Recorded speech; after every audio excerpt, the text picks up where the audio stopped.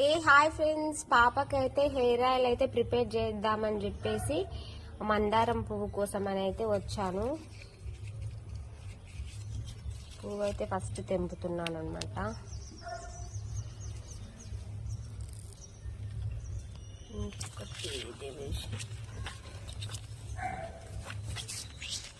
Friends, మా పిల్లలకైతే ఈ 3 ఇంగ్రీడియంట్స్తో అయితే హెయిర్ ఆయిల్ అయితే ప్రిపేర్ అయితే చేస్తాను.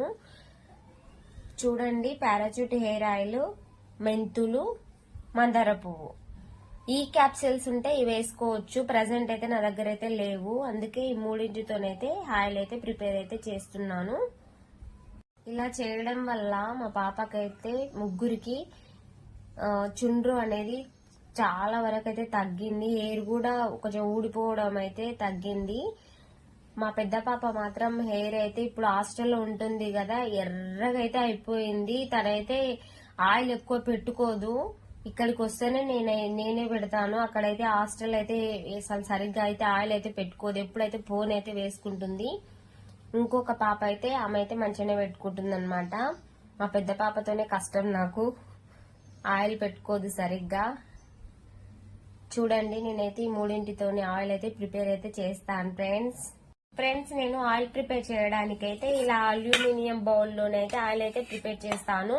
స్టీల్ గిన్నె పెడితే అది కొంచెం మాడిపోతుంది, అందుకే అయితే దీన్ని అయితే సపరేట్ గా అయితే పెట్టుకున్నాను. ఆయిల్ వరకు అయితే ఇది చిన్నగా ఉంటుంది, మంచిగా ఈజీగా మనకు మాడవాసన అనేది లేకుండా మంచిగా ఉంటుంది అని చెప్పేసి ఇలా అయితే ప్రిపేర్ అయితే చేసుకున్నాను నేను సపరేట్ గా ఆయిల్ కోసం అని చెప్పేసి. ఫస్ట్ అయితే పారాచూట్ ఆయిల్ని అయితే వేసుకోవాలి. తర్వాత మెంతులను వేసుకోవాలి. ఇవి కొంచెం మరుగుతున్నప్పుడు తర్వాత మందార పువ్వులను అయితే వేసుకోవాలి. ఇవి కొంచెం బాగా బ్లాక్గా అయ్యేంత వరకు అయితే ఆయిల్లో అయితే ఇలా కలుపుతూ మంచిగా అయితే ప్రిపేర్ చేసుకోవాలి. చూడండి, నల్లగా ఇట్లా కొంచెం బాగా మగ్గి బ్లాక్గా అయ్యేంత వరకు అయితే వచ్చాక తర్వాత ఒక కాటన్ క్లాత్తోని ఇలా వడగట్టుకోవాలన్నమాట. ఇలా జాలిలో వేస్తే పెద్దగా అయితే రాదనమాట. ఇలా కాటన్ క్లాత్లోనే ఇలా వడగట్టుకుంటే బాగుంటుంది. చూడండి, బాగా వచ్చింది.